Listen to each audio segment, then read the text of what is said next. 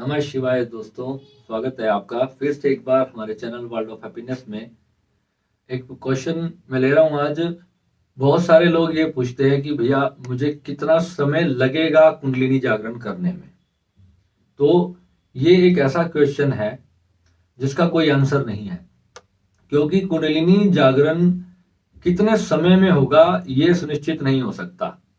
कोई भी साधना अगर आप करते हो तो कुंडलिनी जागरण सबसे पहला स्टेप होता है।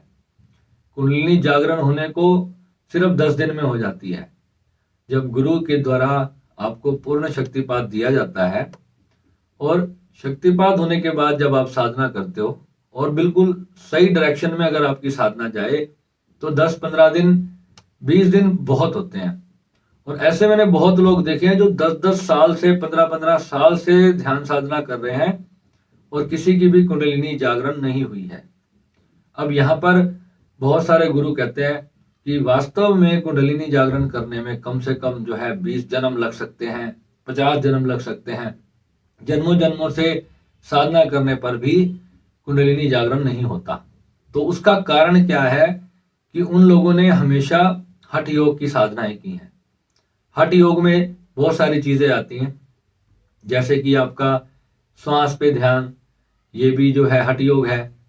सिर्फ अपने थर्ड आई को जागृत करना, थर्ड आई पे ध्यान लगाना, नाभि चक्रा पे ध्यान लगाते रहना और चक्रास के मंत्रों की साधना करते रहना।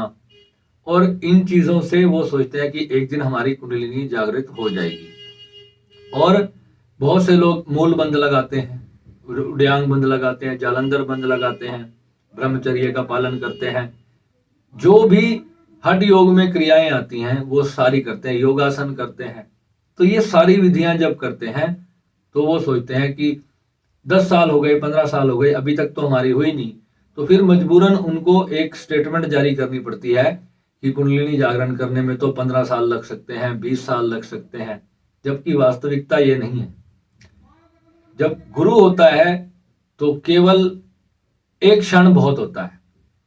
पर मेरे साथ जितने भी साधक जुड़े, अगर किसी को 10-15 दिन भी लग गए तो वो कारण सिर्फ इतना है कि उनकी अवेयरनेस बहुत कम होती है और वो जीवन में बाहिर्मुखी बहुत ज्यादा होते हैं। जिन्होंने थोड़ा भी अभ्यास किया रहता है तो बहुत जल्द, मात्र 10 दिनों के अंदर अंदर मेरे साधक बोल देते हैं कि भैया अब मेरे को वाइब्रेशन शुरू हो गई है।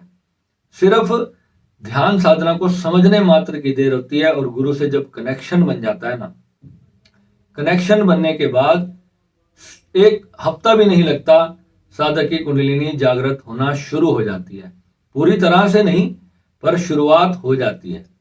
और उसके बाद अगर वो सही मायने में सिर्फ 4 से 6 महीने प्रॉपरली सारी साधनाओं को, जितने भी हमारे कोर्सेज हैं, और उसको प्रॉपरली बिल्कुल ढंग से करता है, समय में दिन में 1 घंटा 1.5 घंटा सुबह के समय और 1-1.5 घंटा रात्रि के समय अगर वो देता है तो 6 महीने के अंदर अंदर साधक की कुंडलिनी जागरण हो जाती है।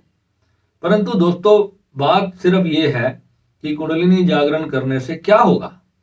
कुंडलिनी जागरण तो शुरुआत है, साधना जहां पर जब ओशो कहते हैं कि खुद को मिट जाना पूर्ण साक्षात्कार है, जब आप हो ही नहीं, जब देखने वाला ही नहीं बचा। कल जम्मू से एक मित्र ने प्रश्न किया और उसने बोला कि भैया जो देखने वाला है, जब वो जान रहा है और जब वो मिट गया तो फिर बचा क्या कुंडलिनी जागरण के लिए।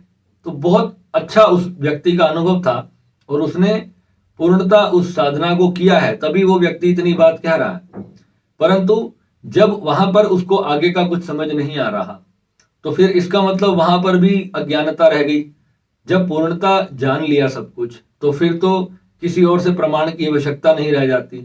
फिर वो ये तसल्ली करना चाह रहा है कि क्या मैं जिस अवस्था में हूं क्या ये ब्रह्म साक्षात्कार है। अगर जिसको ब्रह्म का साक्षात्कार हो गया है तो फिर उसको किसी से पूछने की आवश्यकता नहीं है। जो उसको जानना था उसने जान लिया। जब उसको सारा भेद पता चल गया है तो फिर वो किसी से ऑथेंटिकेशन क्यों मांग रहा है वगैरह। कैसे पता चलेगा कि कुंडलिनी जागृत हो गई है। कुंडलिनी जागरण इतना बड़ा हवा बना दिया है कुंडलिनी को कि जैसे कि पता नहीं कुंडलिनी जागृत होते ही जो है आप भगवान बन जाओगे। ऐसा कुछ भी नहीं है दोस्तों कि कुंडलिनी जागरण होने से आपको जो है पूर्णता की प्राप्ति हो जाएगी।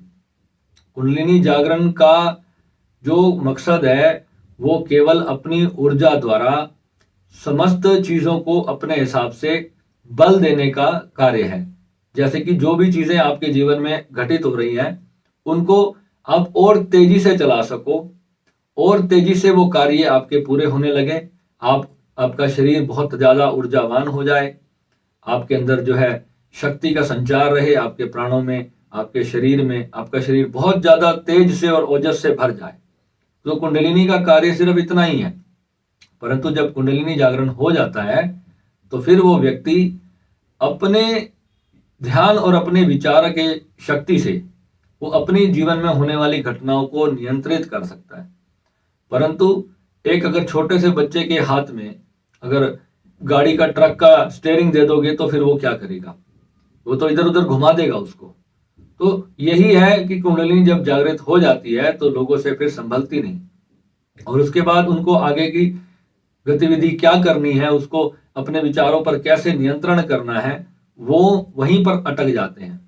और फिर नकारात्मक जब कोई विचार आपके ब्रेन में बैठ जाता है और कुंडलिनी उसको और ज्यादा शक्ति देती है, आप अस्तित्व की एक ऐसी ऊर्जा से जुड़ जाते हो जो उन सारी चीजों को फलीभूत करने में बहुत बड़ा योगदान देने लग जाती है।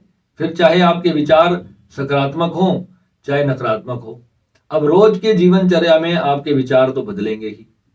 आप कहीं किसी ऐसी अवस्था में हो जहां पर आपने कोई नकारात्मक घटना देख ली।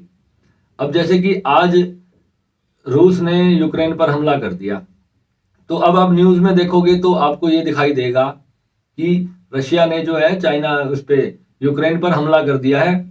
अब आपको विचार बनाए जा रहे हैं कि अब जो है लाखों लोग मरेंगे, लाखों लोग मरेंगे। अब होगा क्या? करोड़ों लोग उस न्यूज को देख रहे हैं। किसी की कुंडलिनी जागृत है या नहीं, बाकी जो पूरी धरती पे जितने भी लोग हैं, न्यूज तो पूरी दुनिया में चलाई जा रही है। और कितनी बड़ी ये नेगेटिव न्यूज है जिसमें अब आप ये विचार करोगे कि अब यूक्रेन जो है लाखों लोग यहां पर मारे जाएंगे, करोड़ों लोग मारे जाएंगे, और दोनों देशों में बहुत आपातकाल हो जाएगा, लाखों लोगों की हत्या हो जाएगी, बहुत महंगाई बढ़ जाएगी, दुनिया में ये हो जाएगा, दुनिया में वो हो जाएगा। अब करोड़ों लोगों की कलेक्टिव कॉन्शियसनेस एक ही चीज को सोचेगी। मेरा वीडियो कितने लोगों तक पहुंच जाएगा, और कितने लोग इस चीज को जानते हैं कि ऐसा हमारे विचार भर करने से हम ब्रह्मांड को नकारात्मक ऊर्जाओं का एक बहुत बड़ा गिफ्ट देते हैं, और जो ब्रह्मांड है हमें सूद समेत वापस लौटा देता है। हमें जब प्रकृति के साथ जब इंसान खिलवाड़ करता है, प्रकृति में जब आप प्रकृति को डिसबैलेंस करते हो, तो ये प्रकृति का एक नियम है कि प्रकृति आपसे ही कुछ ऐसी घटना करवा देगी। तो ये तो प्रॉपर उसका एक नेविगेशन सिस्टम है, भगवान का, परमात्मा का एक ऑटोमेटिक जनरेटेड सिस्टम है। उसी के तहत आपके विचार भी वैसे होने लग जाएंगे और प्रकृति अपने आप को अपने ही तरीके से बैलेंस कर लेगी। जितनी लोग आबादी बढ़ाने की सोचते हैं कि हम आबादी बढ़ाते चले जाएंगे और हमारे धर्म का पूरा राज पूरे दुनिया में स्थापित हो जाएगा, तो ऐसा नहीं होगा। प्रकृति ने कितने इंसान को जन्म देना है, कितने जीव जंतु, कितने पशु पक्षियों को उसने इस धरती पे जीवित रखना है, ये प्रकृति का सॉफ्टवेयर बहुत अच्छी तरह से जानता है। और जो भी घटना इस प्रकृति में घटती है, कहीं भूकंप आ जाता है तो कहीं बाढ़ आ जाती है, कहीं कुछ हो जाता है, लाखों लोग एक झटके में मारे जाते हैं।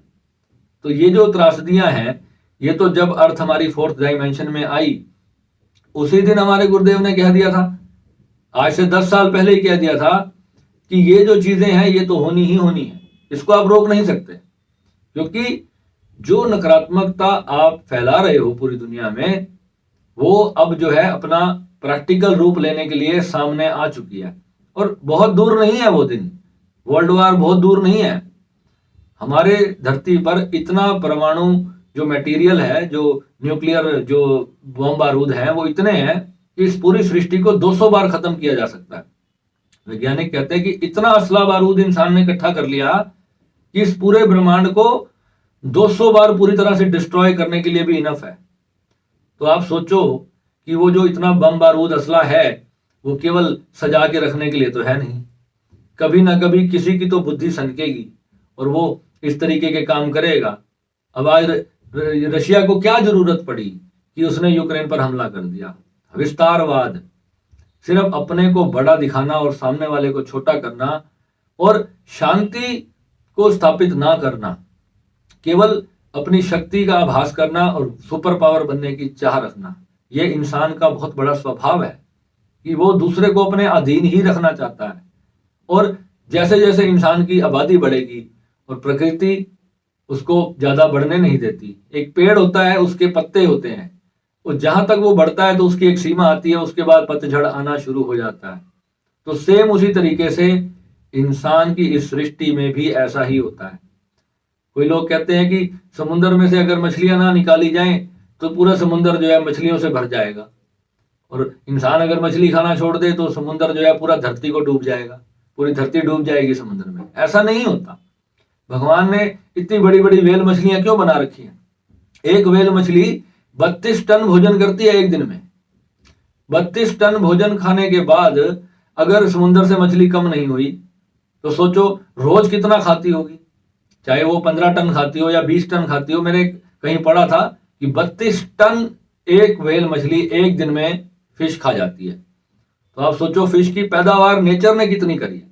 और चाइना में प्रतिदिन एक व्यक्ति एक सांप खाता है, तो सोचो इतने सांप भी वहां पर पैदा होते हैं।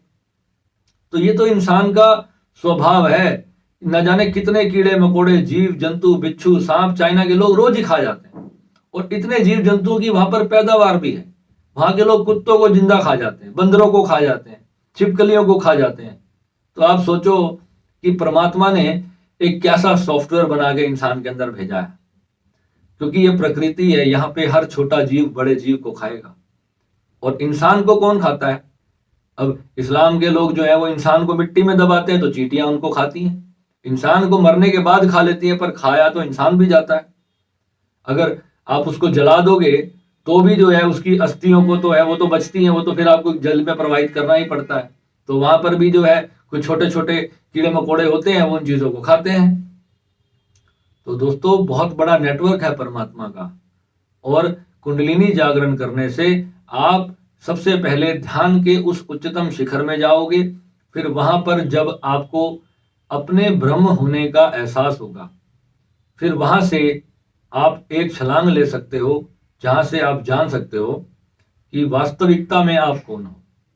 और जब आपको पता चल जाएगा कि ये जो सारा चल रहा है ये सिर्फ एक ड्रामा है और एक खेल चल रहा है, सब कुछ ऊर्जा से बना है, और ऊर्जा ऊर्जा में वापस विलीन हो जाने वाली है, और कभी कुछ समाप्त नहीं होने वाला, तब जाकर के मृत्यु का भय इंसान का सदा सदा के लिए समाप्त हो जाता है।